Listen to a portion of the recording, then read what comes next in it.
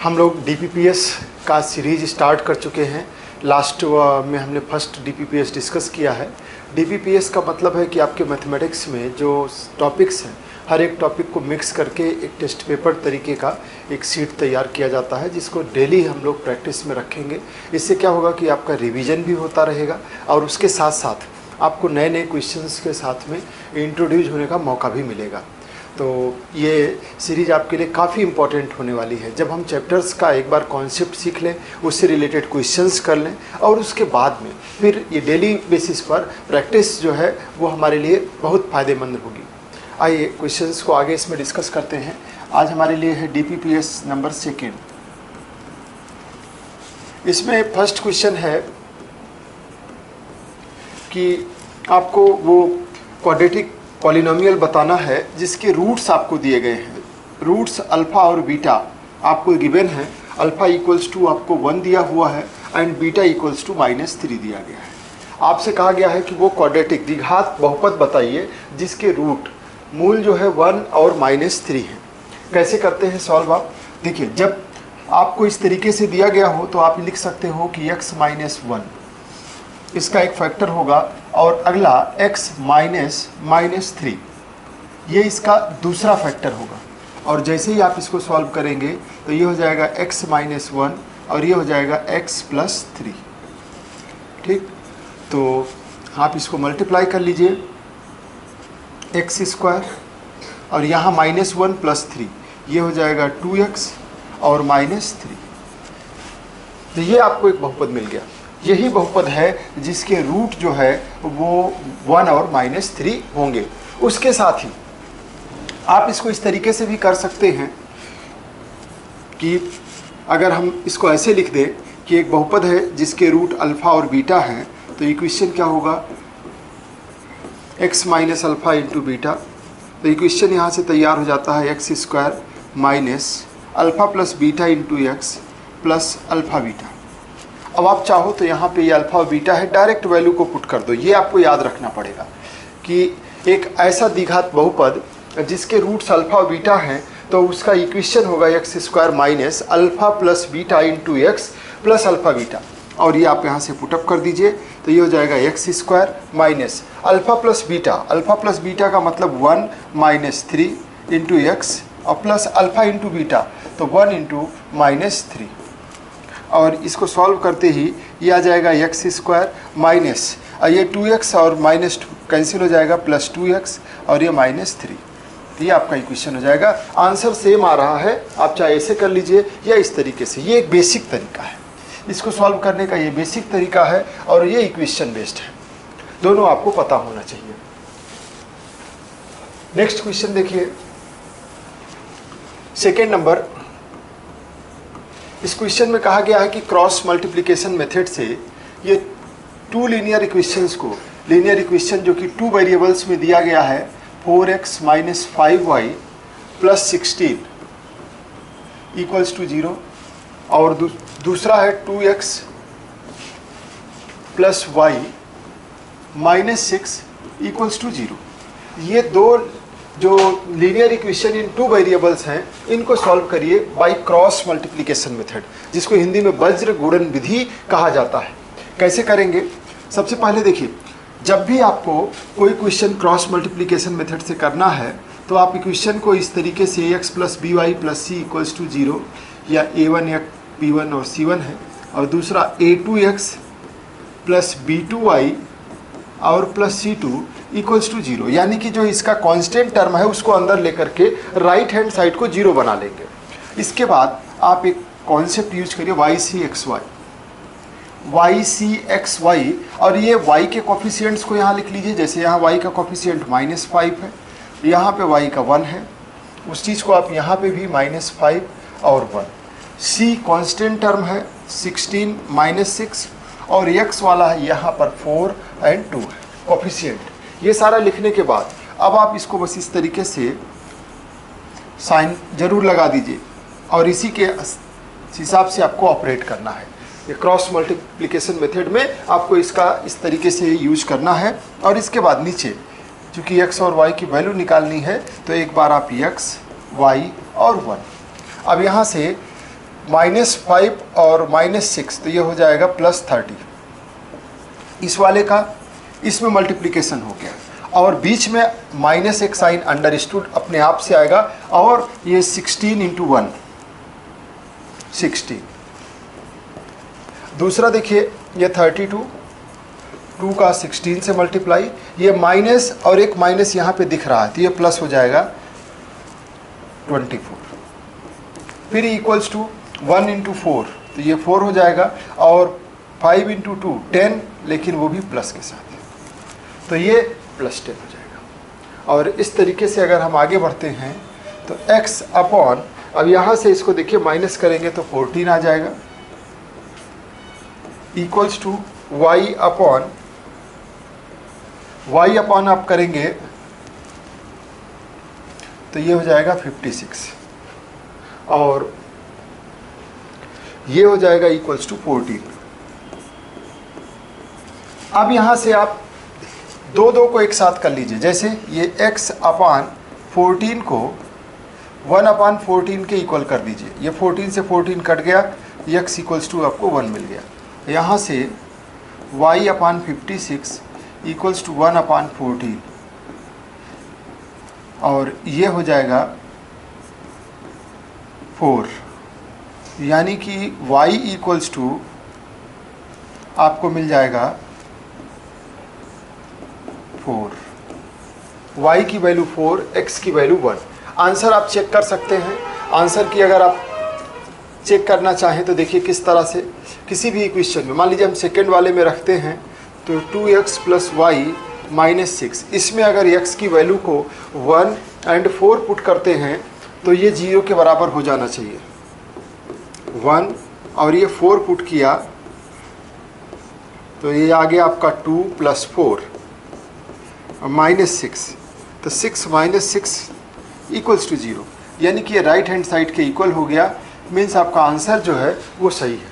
और जब भी आप लीनियर इक्वेशंस इन 2 वेरिएबल में, चाहे वो आप एलिमिनेशन मेथड, चाहे वो आप वज्रगुणन विधि या फिर आप सब्स्टिट्यूशन मेथड कोई भी यूज करेंगे, आंसर जरूर अपना चेक कर लीजिए। इससे आपका अपना सेटिस्फैक्शन रहता है कि हमने क्वेश्चन सही किया है या नहीं। नेक्स्ट तीसरा क्वेश्चन देखिए।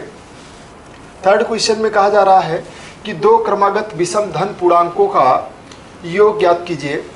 क्रमागत अगर आपसे विषम संख्या की बात कर रहा है तो देखिए, अगर पहली संख्या आप x ले रहे हैं तो दूसरी वाली विषम संख्या x + 2 हो जाएगी।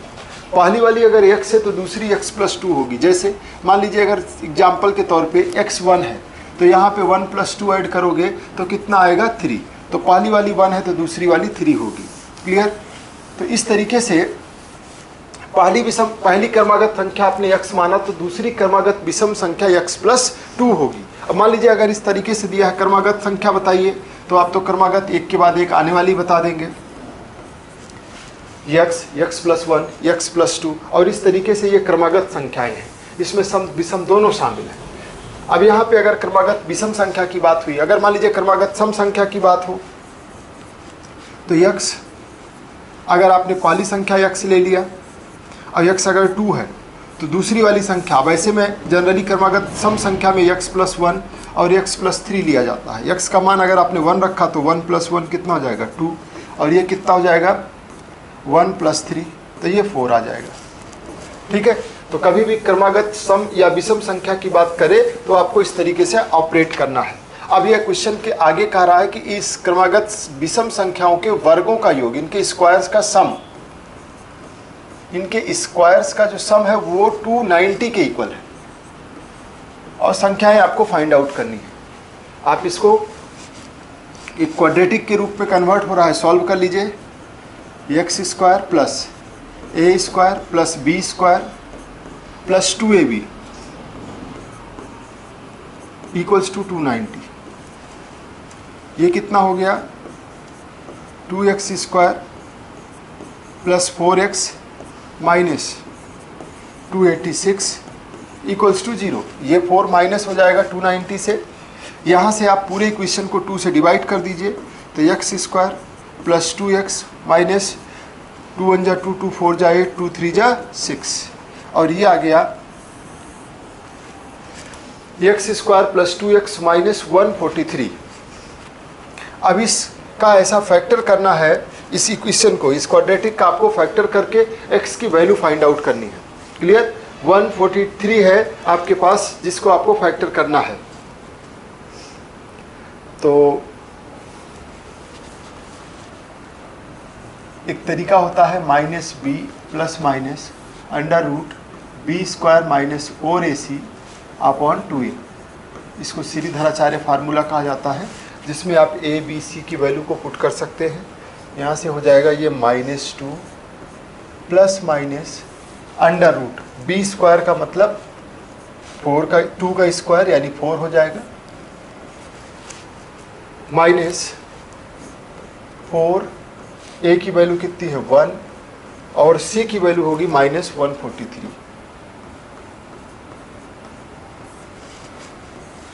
Upon 2 into 1। -2 plus minus under root ये 143 अब प्लस हो जाएगा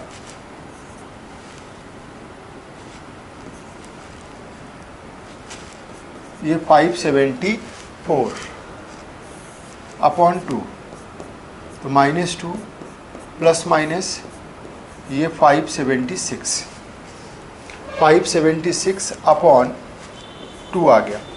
576 किसका स्क्वायर रूट होता है? 24 का स्क्वायर आप करोगे तो देखिए 4 का स्क्वायर 16। कैसे किया जाता है किसी नंबर का स्क्वायर? 4 का स्क्वायर किया तो 6 आ गया, कैरी 1 हो गया, 4 2 जा 8 2 जा 16, 1 17, फिर से 1 हो गया, 2 का स्क्वायर 4 प्लस 1 5। इस तरीके से आप किसी भी नंबर का स्क्वायर कर सकते हैं। और फिर ये हो जाएगा -2 प्लस माइनस 24 अपॉन 2। तो यहाँ से x इक्वल्स टू, अगर आप प्लस साइन ले रहे हैं तो -2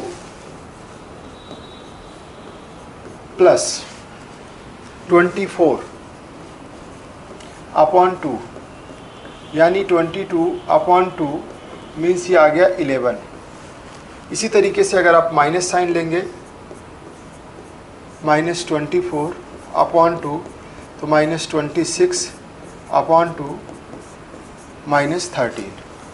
तो x की जो वैल्यूज मिल गई वो आपको मिल गई 11 और -13।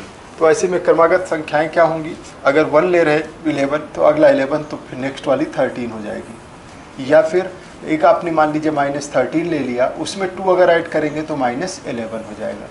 तो ये आपकी क्रमागत संख्याएं आ गई। क्लियर है? ये सॉल्व करने का, कोई भी क्वाड्रेटिक इक्वेशन सॉल्व करने का श्रीधराचार्य मेथड कहलाता है। श्रीधराचार्य मेथड है जिससे आप इसको सॉल्व कर सकते हैं।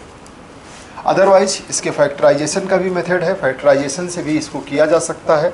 और यहाँ पे ये 11 × 13 का मल्टीप्लिकेशन था और इसका ऐसा फैक्टर करना था कि 13 - 11 करेंगे तो आपको 2 मिलेगा और फिर ये उससे आप इसको सॉल्व कर सकते हैं।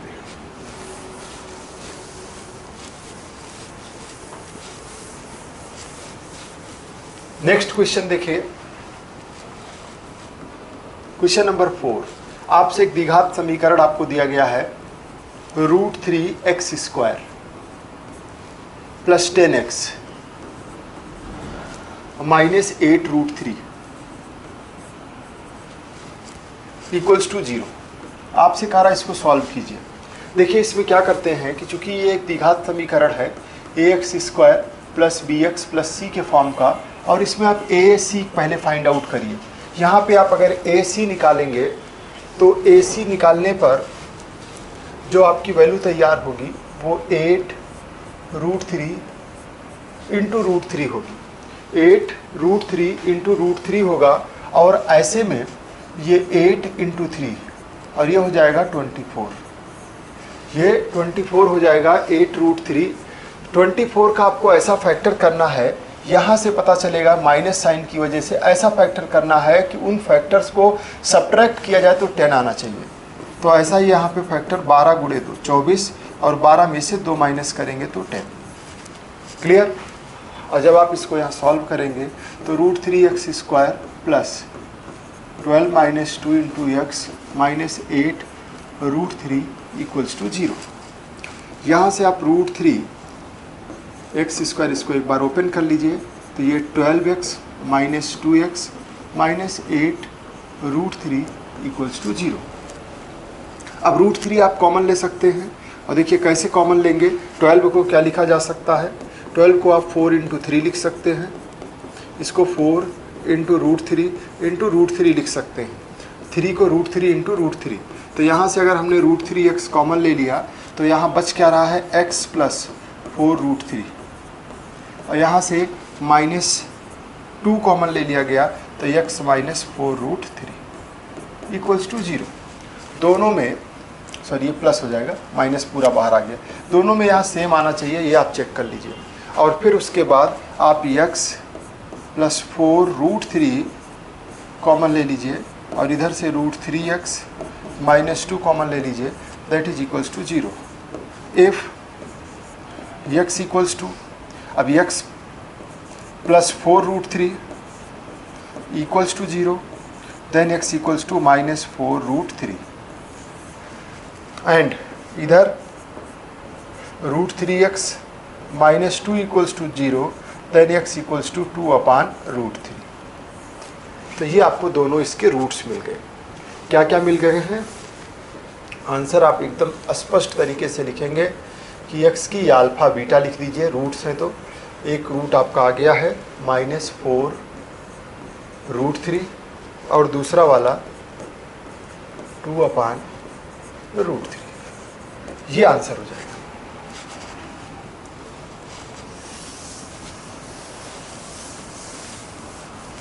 नेक्स्ट क्वेश्चन देखिए,